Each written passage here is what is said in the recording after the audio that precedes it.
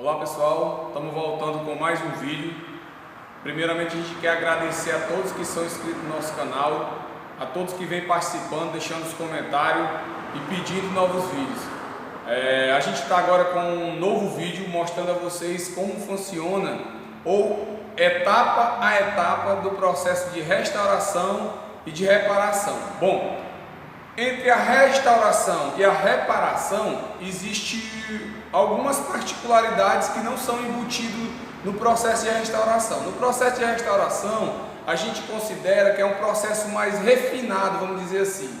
No processo de restauração, a gente faz uma dedicação maior para trazer a maior originalidade possível, porque o carro é um carro antigo, porque o carro dificilmente você encontra peça. Então existem alguns procedimentos que se tornam praticamente obrigatório para quem conhece usar.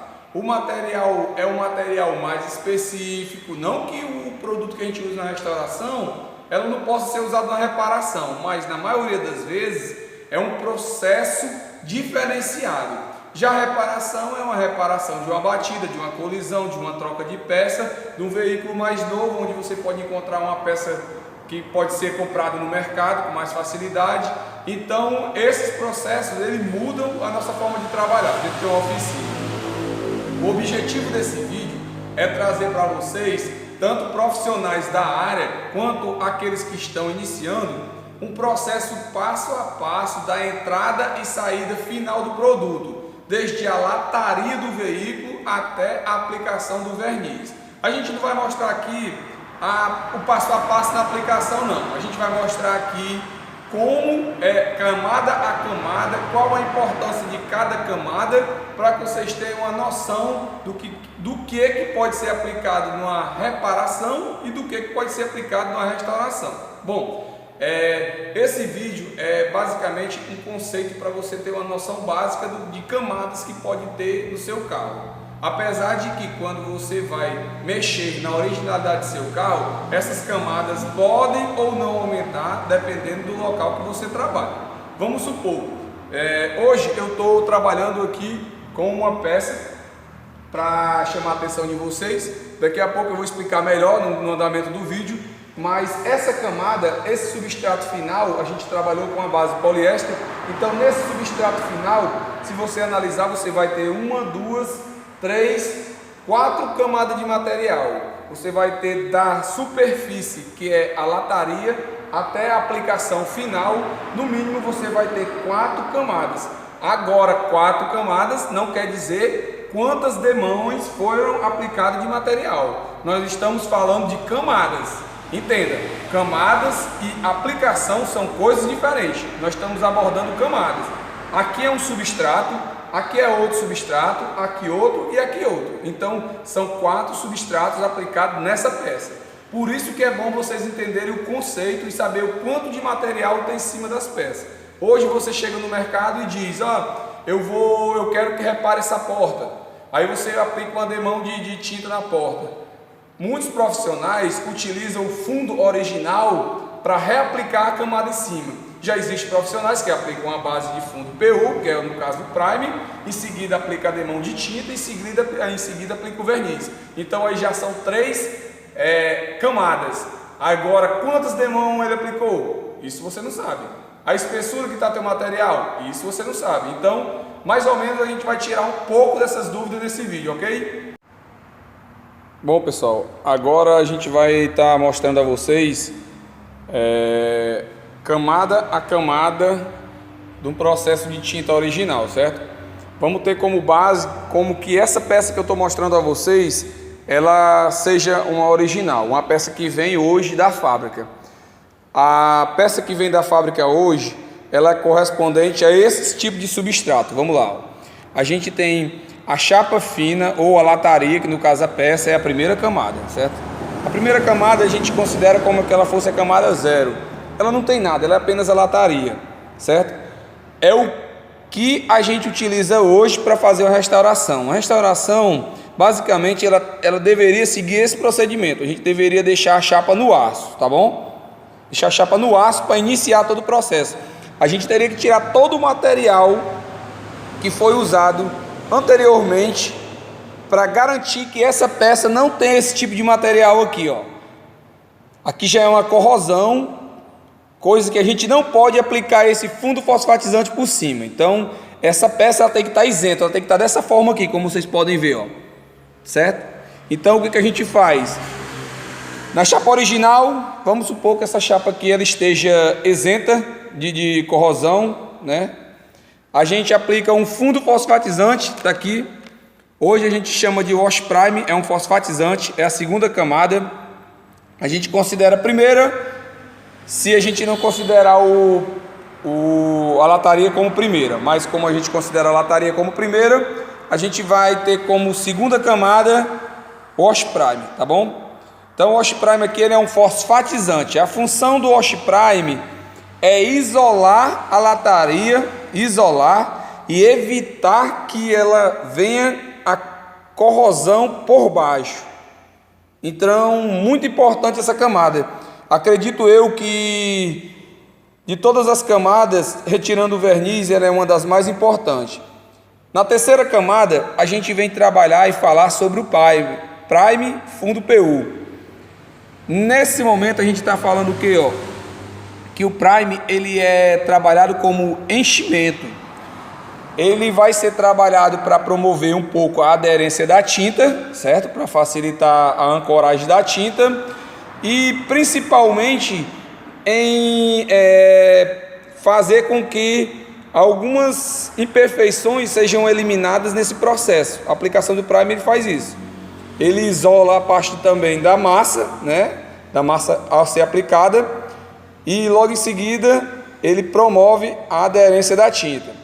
Mas aqui nós estamos trabalhando com uma peça que ela não tem massa. Então, primeira camada lataria, segunda camada o wash prime, que é a proteção.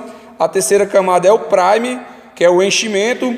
Aí na quarta camada, está um pouco brilhoso aqui porque foi aplicado o verniz. Mas aqui é a tinta, certo? Na quarta camada vem a tinta. Aí a gente vai ter a tinta na base PU, que ela automaticamente já aplica o brilho. E a gente tem a tinta na base poliéster. E a gente tem a tinta lacranito. Temos a sintética, mas a gente usa muito pouco no ramo automotivo. Mas basicamente essas três aqui, incluindo também a alta temperatura e entre outras aí, mas essas são os cargos-chefes do mercado praticamente. Os restos, como algumas outras tintas, são considerado mais como pigmento, que nem o Candy é um pigmento, então a gente não vai trabalhar, o cromo é outro pigmento, então a gente não vai abordar esse assunto. Vamos prosseguir aqui. Aqui a aplicação da camada de tinta, basicamente essa tinta dá o que? Ela vai oferecer a você a tonalidade. A tinta ela não tem objetivo, apesar de que alguns utilizam uma camada mais grossa, mais espessa da tinta, para corrigir alguns defeitos, mas a tinta ela não tem função, ela pode ser até usada para isso, mas ela não tem função de correção, ela tem função de tonalidade, ela vai te dar o que você quer como cor, entende? Como cor. Esqueça essa questão de você usar PU em grande quantidade para poder fechar, né? Não se usa PU em grande quantidade para poder você fechar um defeito, um problema. A tinta basicamente ela é para poder fazer a tonalidade. E a gente vai aqui na última camada, como vocês podem ver, que a gente está falando aqui de verniz. O verniz em sua última camada, o verniz ele tem como função, como vocês podem ver aqui, nós estamos falando de autossólido porque estamos olhando pela qualidade do verniz. Mas ele vai ter um bicomponente, sem ser o autossólido, né, numa qualidade mais baixa. Mas ele vai dar o que? Brilho e proteção. Basicamente, se você for analisar, ela vai te dar isso aqui. Ela vai te dar mais ou menos brilho e proteção. É o que você pode buscar com o verniz. Se você utilizar uma tinta PU, você vai eliminar essa última camada, que essa última camada basicamente é o brilho e proteção, onde a camada PU ela já vai te dar aqui, ela já vai te limitar aqui, nessa daqui. Muitos hoje, alguns profissionais, eles aplicam o verniz por cima do PU, da tinta PU. Isso aí é outro vídeo que nós vamos ver lá na frente. E outros profissionais, eles aditivam 30% de verniz dentro do PU. Isso também nós vamos ver lá na frente. Hoje nós estamos falando sobre essas camadas. Bom, esse estilo de preparação, como vocês podem ver aí, de peça, é o que você recebe original do seu carro. O seu carro sai de fábrica, lógico que quando sai nessa lataria ele recebe um banho, né? Recebe um banho fosfatizante para poder eliminar todas as correções e se iniciar passo a passo. Eu não posso afirmar para vocês qual a espessura de cada camada atualmente.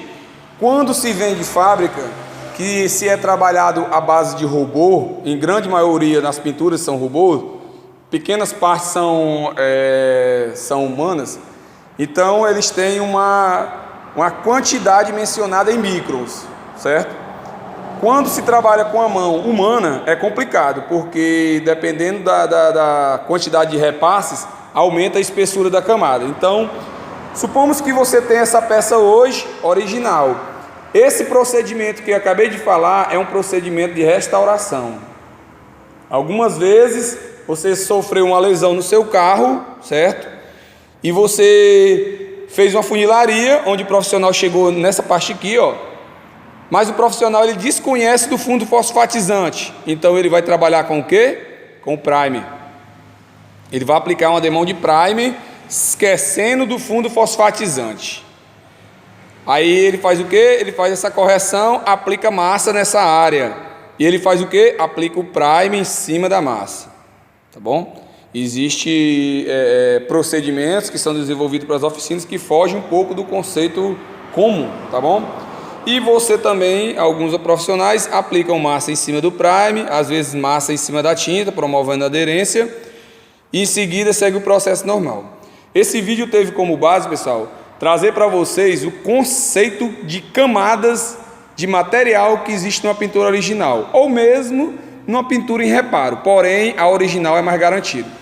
Fica aí mais uma informação para vocês, espero que tenha ajudado a quem não conhecia, que está conhecendo agora. Espero que essa informação fique. Se inscreva em nosso canal, deixe um comentário aí para a gente ver se a gente está indo no caminho certo. Deixe sugestões de vídeos que a gente possa estar utilizando para estar repassando para vocês. Valeu, muito obrigado, segue a gente aí.